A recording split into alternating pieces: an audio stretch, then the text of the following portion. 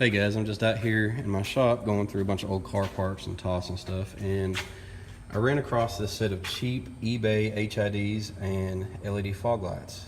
I don't have the ballast, or at least I don't know where they're at, but I just figured I would do a quick tutorial for you guys and show you the easiest way and the quickest way to install these. They just bolt right into your stock housings. They're pretty easy upgrade. So the first thing you need to know, you don't want to touch the glass with your bare hands. You can see my hands are filthy, but the oil from your skin and the dirt, it'll ruin the bowls. But just to demonstrate, I'm not going to worry too much about them right now. Just be real careful with not to touch them. Let them touch the ground.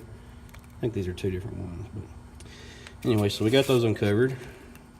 The next thing you need is, there we go, a hammer. See if we can change hands. And the next step is to smash these things